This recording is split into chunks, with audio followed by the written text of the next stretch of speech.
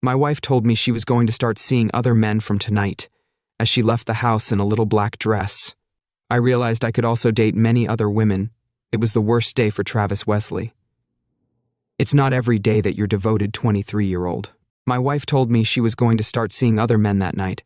I sat at the kitchen table, holding a glass of monkey shoulder scotch. I didn't drink any of it. I just sat there, looking at her, feeling a sharp pain inside of me, but not really seeing or hearing anything. I knew the pain in my stomach wouldn't go away, no matter how much Alka-Seltzer I took. Seltzer, he took. He'd heard stories about other men's wives dating other men, but he'd always written it off as urban myth. What right did a woman have to think that her husband would consent to her seeing someone else? Other men, he found it incomprehensible that a woman could be so uncaring toward her husband and so obviously self-centered in her wants. It happened on Monday, however. Travis had a good day at work around 5. He went out whistling, still in a good mood. When he got home, he found his wife sitting at the kitchen table, drinking a glass of red wine and whiskey. He sat down and poured himself a glass. "What's on your mind?" he asked, noticing a cunning smile on her face. She looked him in the eye, and her smile had a hint of mischief. He could see nothing hopeful in her eyes. Shifted in his chair uneasily. "Travis, do you think I've been a decent wife and mother all these years? A decent husband and father? Should I expect something in return? Lauren, why are you even asking me this?" He became agitated. She said calmly, "Travis, I'd like to go out on a date with another man today." Perfectly calm like a lake on a beautiful morning. Travis was happy to be seated. A wave of bile began to creep up his throat. He was having a hard time processing her request to go on a date with another man. It was like an erased blackboard. Husband, the look that makes a foolish child cringe. She nodded slowly. "Indeed, Travis. Since we went on an exclusive relationship 24 years ago, I haven't dated anyone else. I think I deserve a night out with someone else because I've been a faithful wife and mother to our kids. I just want the opportunity to try something different. I'm not looking for love, just enjoyment.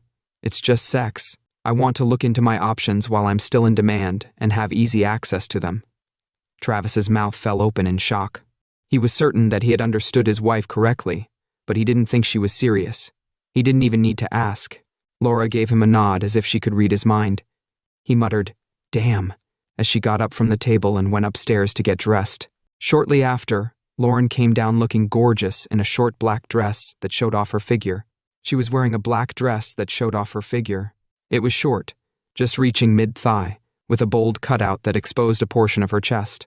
Her makeup was subtle. A lovely woman didn't need much makeup.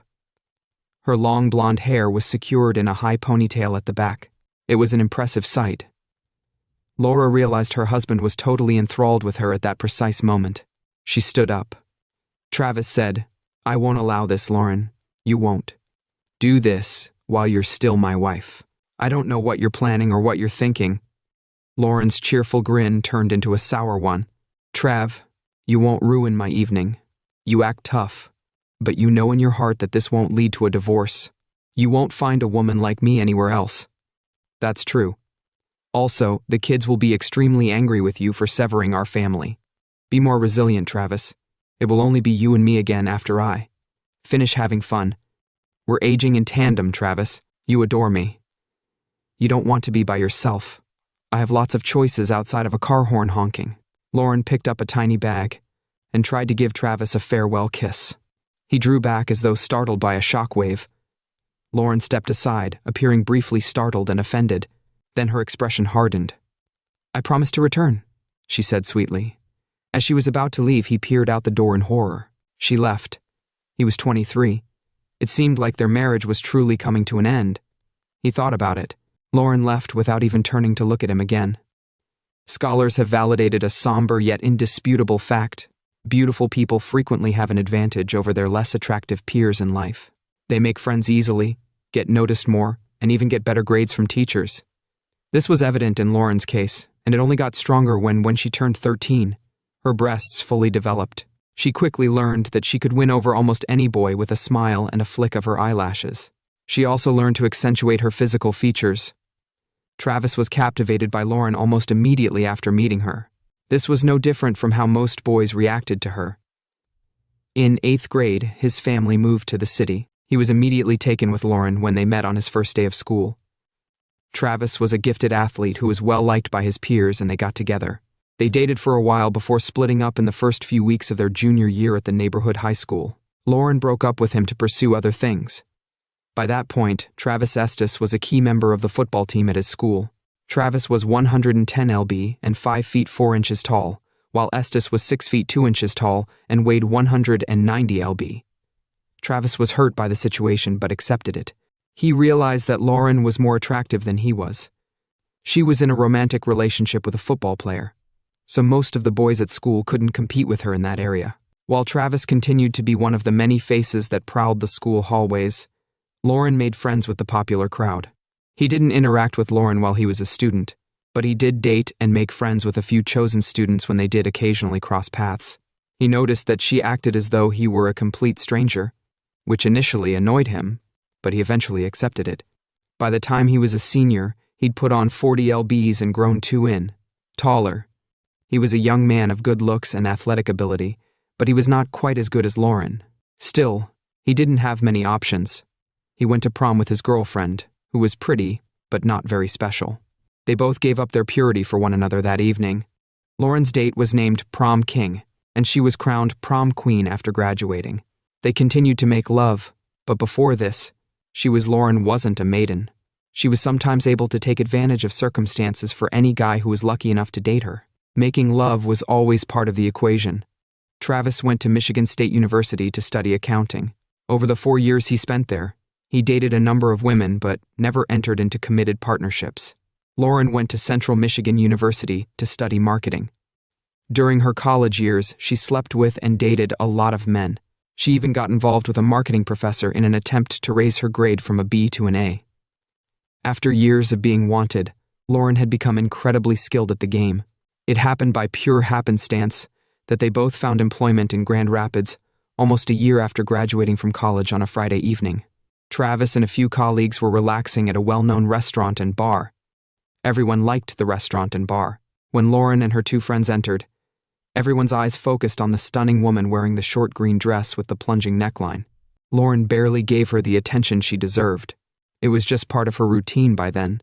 Steve White shouted out to his entire table of colleagues, "Ladies and gentlemen, meet Lauren S.S., goddess and my middle school sweetheart." Travis replied, but he didn't seem to know what to say. All eyes were on him. When he was asked if he knew the woman, he flinched. He didn't like being the center of attention. He was in his teens at the time. He muttered, "We were in high school together. I became invisible and she ignored me for all 4 years." One of the women at the table asked, "Do you have any funny stories from that time?" Lauren and her friends were drawn to this joke. She wasn't sure if she recognized one of the men seated at the table. The 3 of them sat down close together, Lauren facing the man's table who looked vaguely familiar. "Hey, why don't you come say hello?" Steve pleaded. "You're practically drooling," chuckled another colleague, Casey Gardella. She pretended as though she hadn't seen him. I hadn't seen him in 4 years, but he was nodding in agreement with several others. Travis muttered, "I don't get why she'd remember me now." Lauren was eating her meal and watching the man. She indicated him with a finger snap. One of her friends had told her that pointing at someone in a restaurant can get you in trouble, but Lauren ignored that advice. She said, "I will return soon. I have to say hello to an old friend," almost leaping out of her chair. Lauren walked over to Travis's table. "Hi, Trav. I'm so glad to see you." The worker sat there looking shocked. Travis was shocked too, seeing this. Lauren gave him a somewhat mischievous smile. She was playing this game knowing he couldn't reciprocate, but it made her feel comfortable. "Let's return to our table," she offered, introducing him to her friends. She practically dragged him along as she took his hand. He was with Lauren and her 2 friends for most of the evening. Prior to parting, Lauren grabbed his editor's phone number and kept it to herself. It intrigued Lauren that Travis seemed unaffected. It was a new experience for her, although he was polite to her at the restaurant. He spent the whole evening with her and her friends, giving them his full attention. She kissed him several times, but he never replied when he told his colleagues at the bar that he'd only spent an hour there before leaving. They were surprised on Monday morning when Travis asked him about the beautiful woman. "She's impressive, but at least a level or 2 above me," he said. "I don't need such a 2 days later." Travis was leaving work when he saw her again. She was standing next to the car, And even though she was wearing a size 2, she looked stunning. He had to admit that she was gorgeous. If he'd called Travis instead, he'd have whispered, "You're looking at her." Travis felt like a starving man seeing his first meal in weeks. He scanned Lauren's figure, fighting the urge to widen his eyes. The hem of her low-cut top hung just 5 centimeters below her waist, and he was unbuttoned all the way down to her cleavage. He whispered to himself, "Damn," as she bent to put her arms around his neck and give him a kiss. His hand slid around her waist, brushing her backside as her dress rode up. He was helpless. He let go of his briefcase and grabbed her other side, kissing her for what felt like an eternity. They parted after what seemed like minutes, and Lauren fiddled with her dress to hide her panties, startling a few CO workers. The workers quickly got into their cars. They enjoyed their meal at a restaurant outside the city center, despite Lauren's constant tugging at her dress. The young waitress and Travis seemed amused by her struggle. Travis was still wary of Lauren, but he had no choice but to surrender to the alluringly dressed goddess. All he could hope for was a flawless performance in bed that evening. Looking at Lauren for the first time without her clothes on, Travis muttered to himself. Travis had always imagined a goddess, and this was her. If this was the only opportunity he had to do it right, he needed to make sure his feelings weren't overshadowed by lust. With their eyes locked, they lay facing each other. Lauren smiled, her eyes full of lust. She whispered, "Years ago, I made a big mistake. You're amazing." Travis was aware of her feelings, but he was still unsure. He'd lost a great deal of time. Travis still thought Lauren was amazing. Her appearance didn't matter. He was attractive, well-built, and he was built and seemed to have a bright future. He was also very good in bed. Travis acknowledged that he thought she was talking to herself. Travis was initially hesitant about Lauren's self-confidence. It was clear that she was worth it, but as their relationship developed and her physical attractiveness became more apparent, he began to see Lauren for who she really was. "I bought an engagement ring, but we had a conversation about fidelity before I proposed." As they sat down at the table for a serious discussion, Travis said, "What has happened in the past is still there. It's the same for me, but I need to know what the future holds. I want us to have complete exclusivity, not an exemption. I need to know right away if you can't commit to doing this for us." He set down a small black box on the table. Lauren met Travis's gaze then. I quickly looked at the box. "I'll never turn my back on my spouse." Travis opened the box and she exclaimed, "I didn't mean it like that." Travis remembered what she had said. Considering the prior notice, it appeared that his wife did not view this as a betrayal. He was aware that was untrue. If he didn't understand it that way, she hoped he wasn't really. Travis knew that Lauren had plenty of chances to stray over the years, but he believed that she had turned them all down like a devoted wife would. She was a 10, but he rated himself a 6 at most, so there was still plenty of space for someone more physically suited to capture your attention. Travis thought to himself that if his wife hadn't had an affair, she'd been a true wife for years. He was grateful for those years, but he wasn't thankful. He'd meant for his words of love to last forever, not just 23 years. In fact, Lauren had received proposals from men and women alike every single over the next few weeks. Travis continued to develop his thoughts on the matter. He knew she was more than just pretty. She was special, a goddess in her own right. Travis always joked that he had an amazing day when God created his wife. At first, Lauren would tell Travis if she encountered unwelcome attention. She wanted to be completely transparent. After a few years, Travis gave her the reassurance that he trusted her enough to keep everything private. He just wanted to know whether the unwanted approaches continued following her first rejection, in case he needed to step in.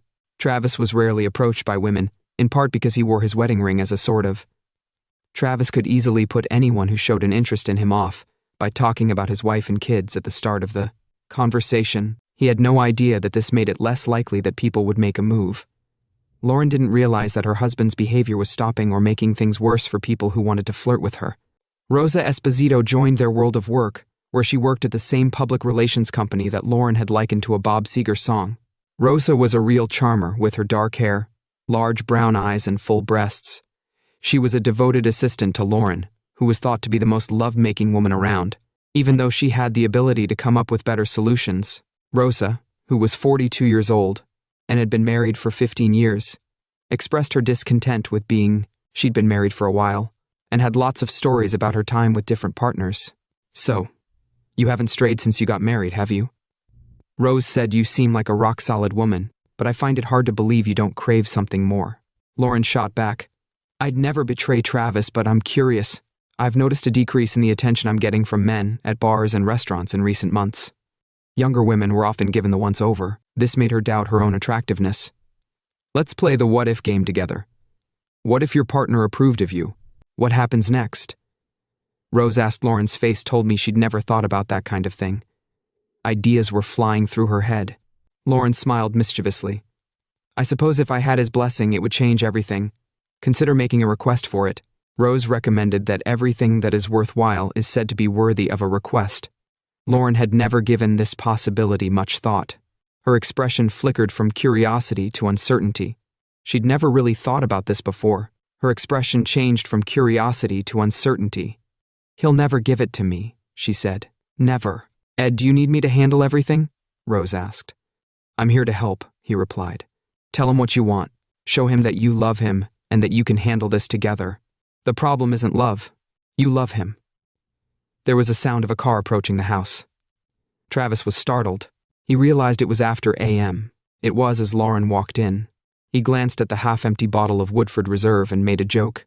What a wonderful night, he said. He then studied the caricature of his wife with her rumpled clothes, missing makeup, and disheveled hair. She didn't seem regretful so much as smug. I could say the same to you, she shot back. He didn't need to stay up late. He was going to bed, as she knew, and perhaps she would too, but never with her again. Lauren shot him a look and went upstairs, pouring more bourbon. Travis went back to watching ESPN. His stomach was rumbling as he curled up in his chair for the night. He made breakfast by. He could hear the shower in the master bathroom while he was eating. Lauren usually arrived with her hair wrapped in a robe.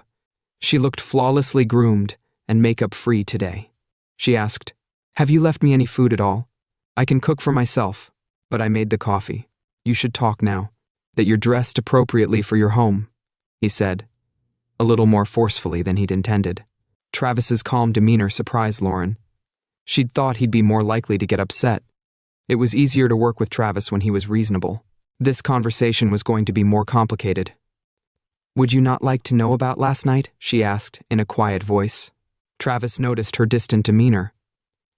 Did she really think he was interested in hearing about her betrayal? He thought. Not really, he replied evenly. I want to know your vision for our marriage going forward. I want to spend a few years getting to know other men, as I said yesterday. Simply making love is not enough. Affection, you're the only person I love, but I want to try something new in bed. You're incredible, but I'm a sucker for change. While I'm still attractive, I want to have experiences with other men. I haven't felt betrayed in the 23 years I've dedicated myself to you. I like the rush. You're great, but I'd like to try something different for now. After that, we'll be together for the rest of our lives. I'll always be grateful for the chance to spoil you while making toast and jam for my coffee. Travis listened closely to what Lauren had to say.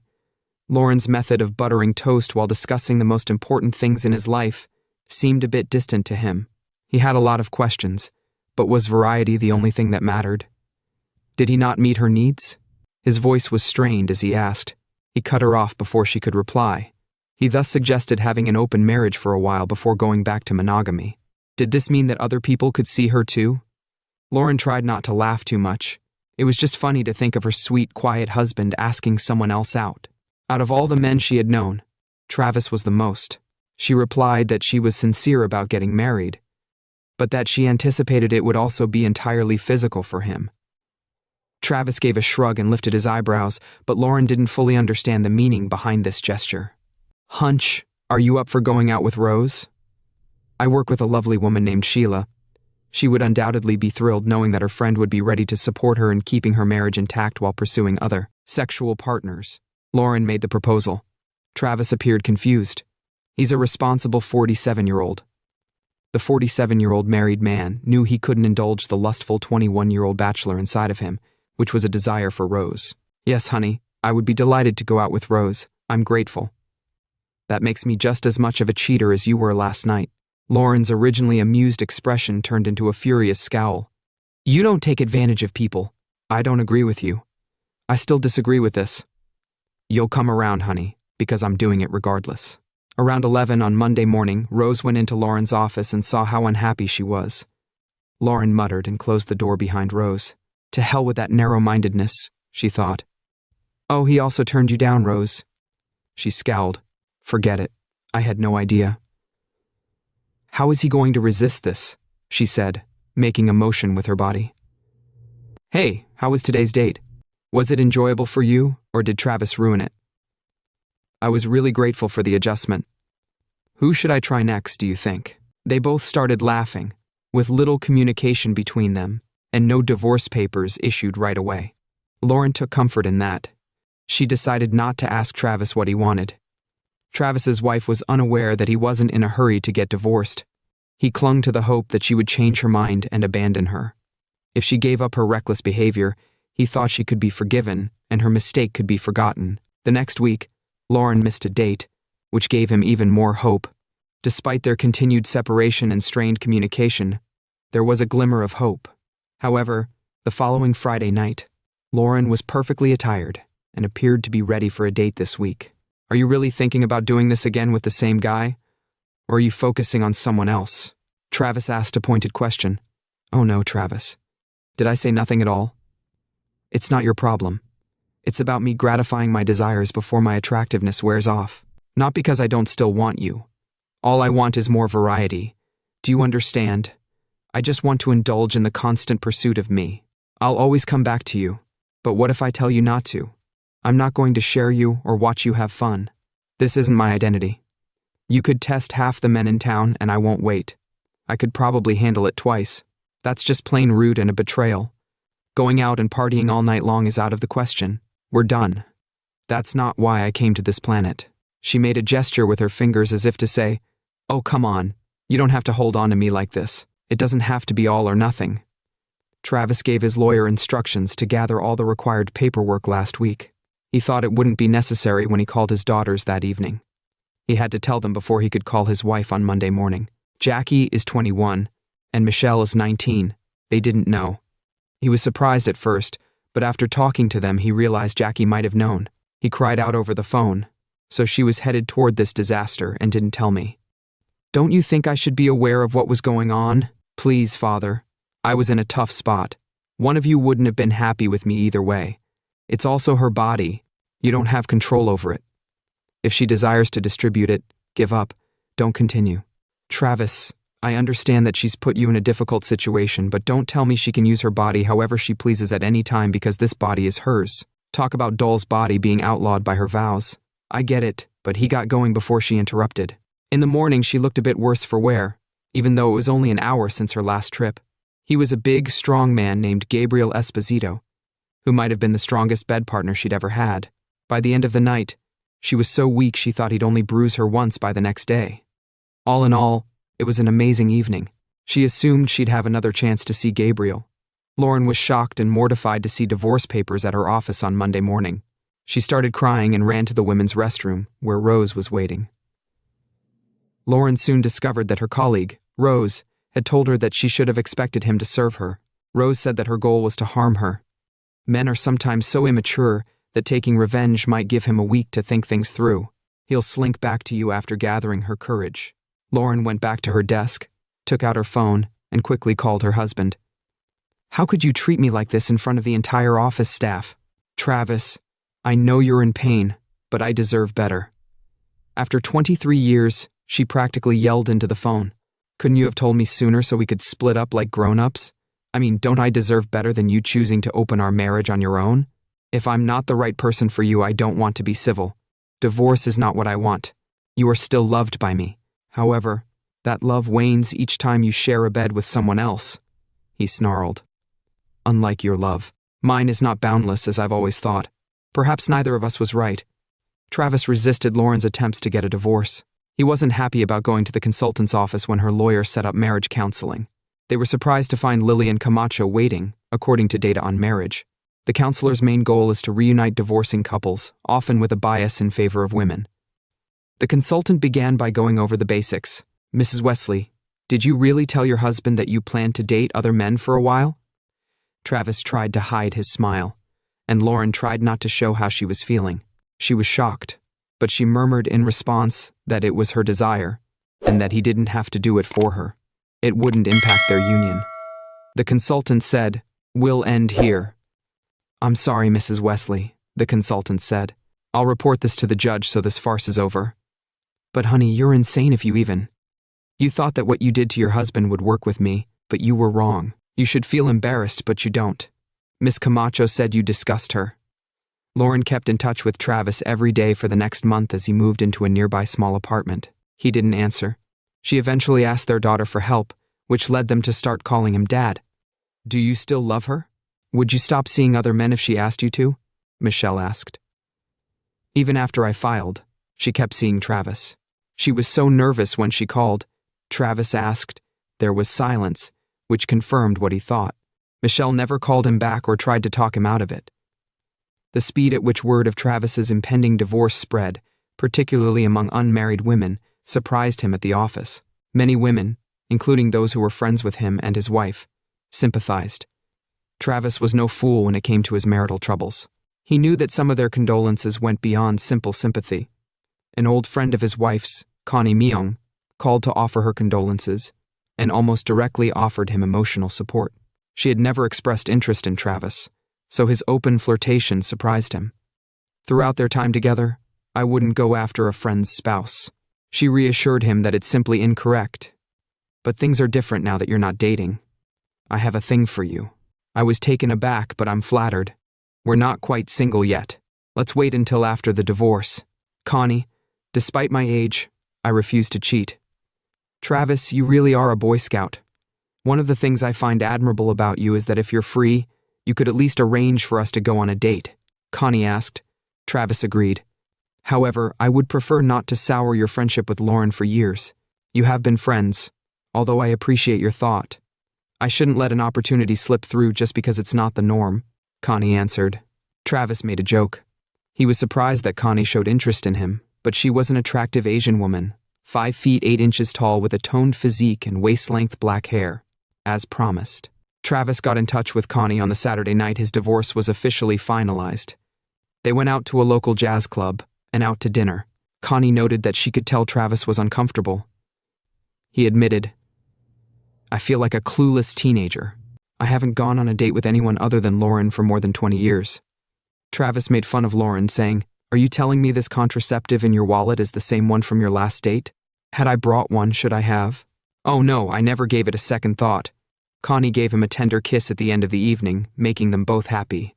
Travis said he would give it another go, although taking off his wedding band the day his divorce was finalized didn't seem important to him. It seemed to single women there was a noticeable increase in office flirting after a few female colleagues.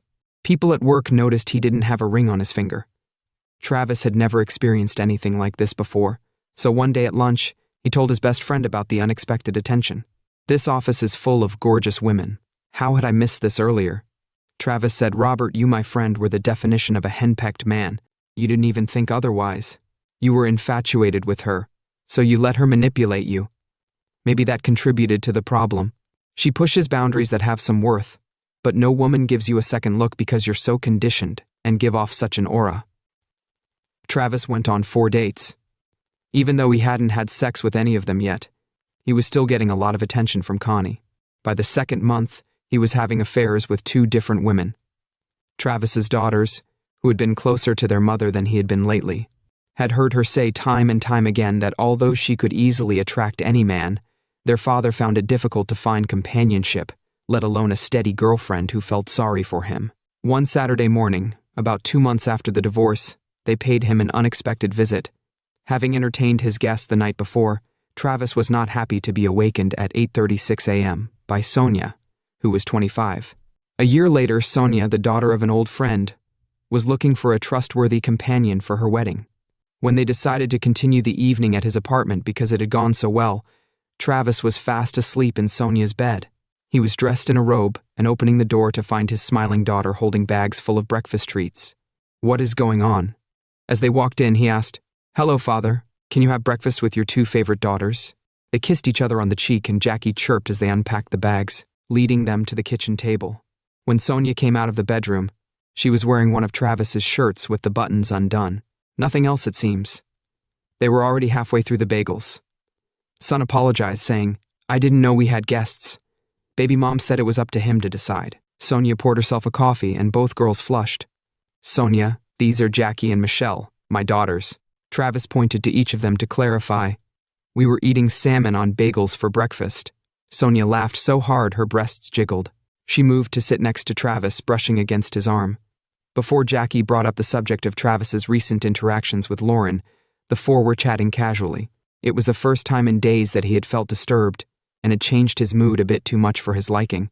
Year-old self, he thought. It was almost impossible to be angry around Sonia. Michelle said, "I have to admit, Dad, we thought you might be missing Mom already. We assumed she would be living her best life without you.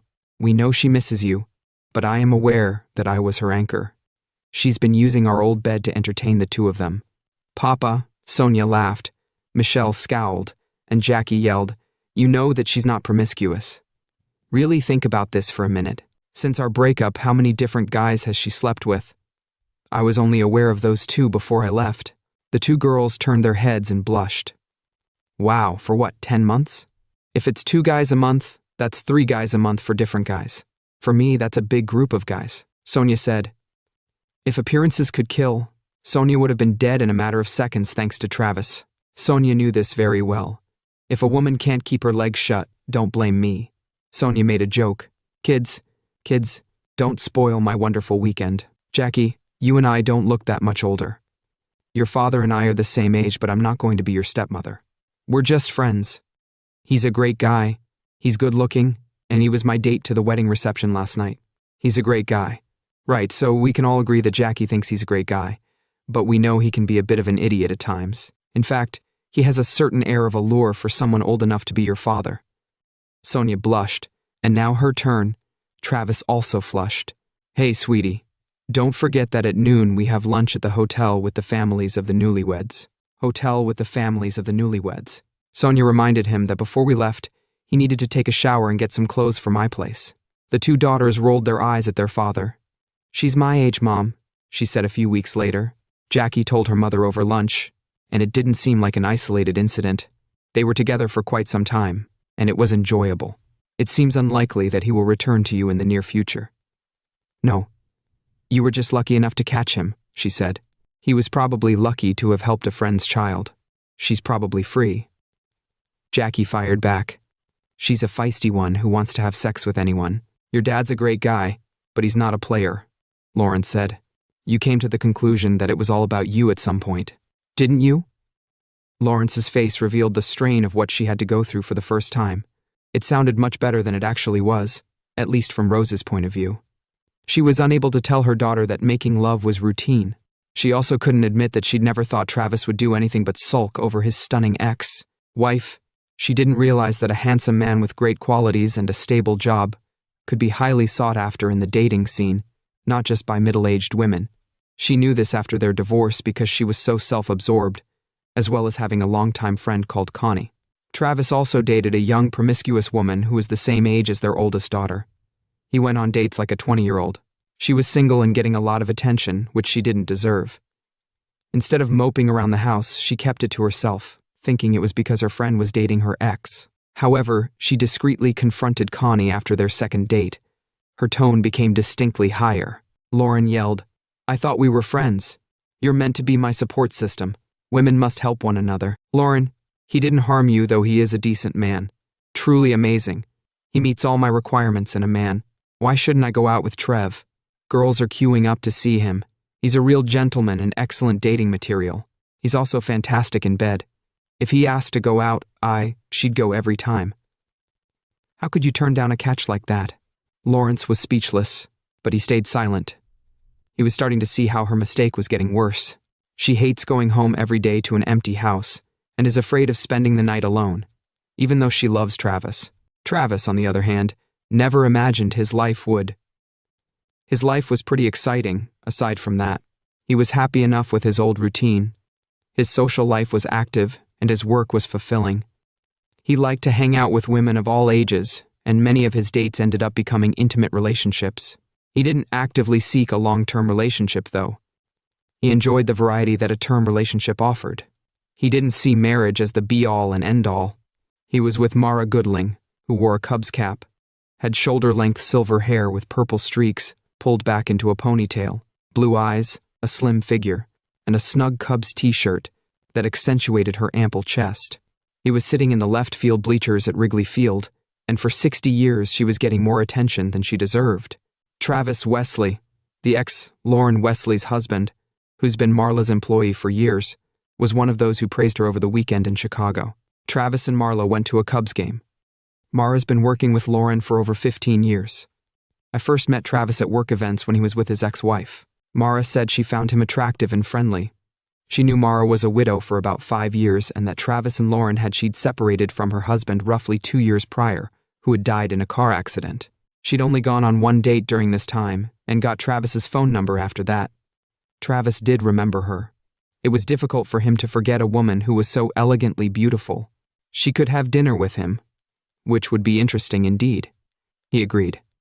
They went on their first date to a fancy restaurant, and then to the Philharmonic was playing at a concert, and Marlo had bought tickets. It was their second date. Travis took a few breaks from their Saturday hike, which made Mara laugh. She told him she loved to hike and climb, just like her late husband. Travis thought he was fit, but it turned out he was wrong. Mara had attractive gray eyes and a toned body for her age. They ended the date with a passionate makeout session on Mara's sofa. They ended up on the sofa, kissing tenderly on the rug. He was intrigued by her combination of girl-next-door charm and sophistication. Travis proposed a sightseeing weekend in Chicago for their third date, which Mara enthusiastically agreed to. During their first date, Mara told Travis that she didn't plan to tell Lauren about their relationship, but if someone asked, she wouldn't deny it. She wasn't going to publicize the fact. Mara also told Travis that Lauren had told her colleagues. Mara told Travis that she and Lauren were divorcing because of their incompatible differences. Travis told the same story he had previously told Lauren, that she had at least 2 other men with whom she had cheated on him without going into more specifics. 2 years after the divorce, Travis has cultivated multiple strong relationships and enjoyed what he considers to be a great sexual life. Some of his partners like to be more than just that. And Lauren had told her then-husband before their first date that she had different intentions from Travis. Travis wanted to regain women's trust and marry, but she was only looking for sexual fulfillment. Unlike most of her companions, she wasn't looking for emotional connections. This basic difference between the ex-Jackie was facing a challenge with her partners, who were heavily involved in planning her wedding and receiving funding from her happy father. Lawrence suggested that to diffuse the tension, both parents should attend the wedding alone. Jackie was enthusiastic about this idea and discussed it with her father during lunch. "Is this your mother's idea or did you have something to do with it, Travis?" "I'm planning to bring a woman along. I'm paying for this event and I want to have fun with my friend. Have you studied dance as a specific wedding preparation, as I have? It's kind of cute, not a butt, Jackie. It seems like she's putting pressure on me, behaving to turn the tables in her favor. I'm sorry, but without a date, I can't go to my daughter's wedding. I will tell her if you don't have the guts to tell her. She may choose to come by herself or with a companion." "I'll bring mine," declared Travis. "I get it, Dad. I will speak with her. I'm looking forward to seeing you dance, and I appreciate your perspective, but could you maybe bring someone who is a little older than you?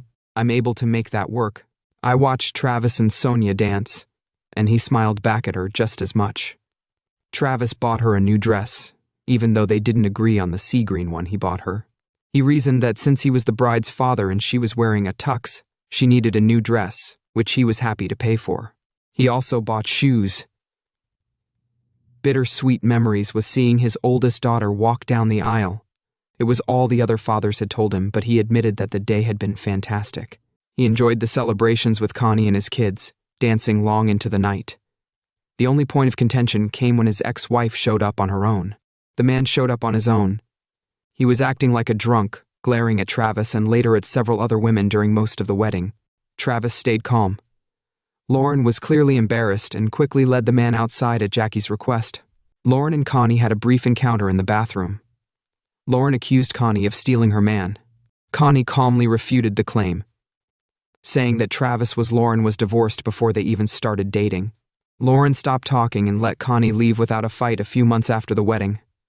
Michelle went to see her father, not wanting to ruin the family's special day. She seemed nervous. Travis studied her for a moment and then he asked, "What's going on, Mitch? You've had a tense air about you the entire night." Michelle replied, "I'm sorry, Dad. I don't know what's going on with me. I had a strange feeling, Dad.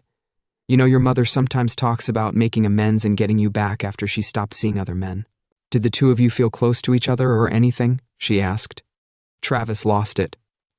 "I didn't, however, share a bed with your mother. What is the problem? She carries an STD. Papa, she mentioned having syphilis." I overheard Michelle talking to her friends. She was whispering, trying to avoid her father's gaze.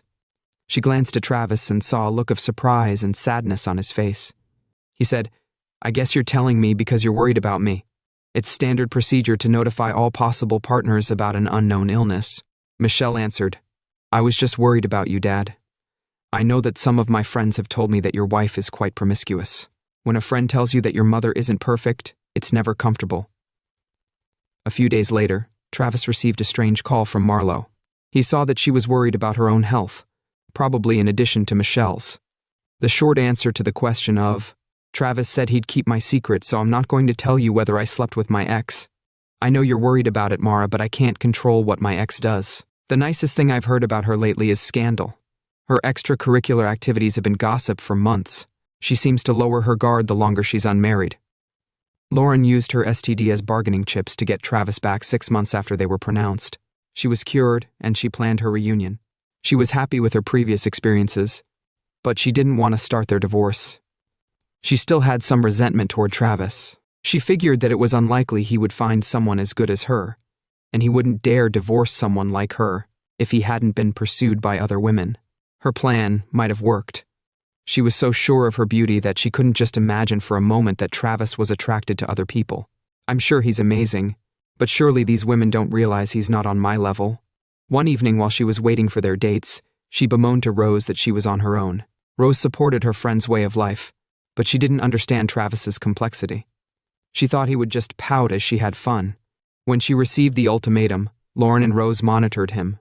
They discovered that his post, if Lauren was being honest, she could admit that her ex-husband seemed to have a pretty active sex life.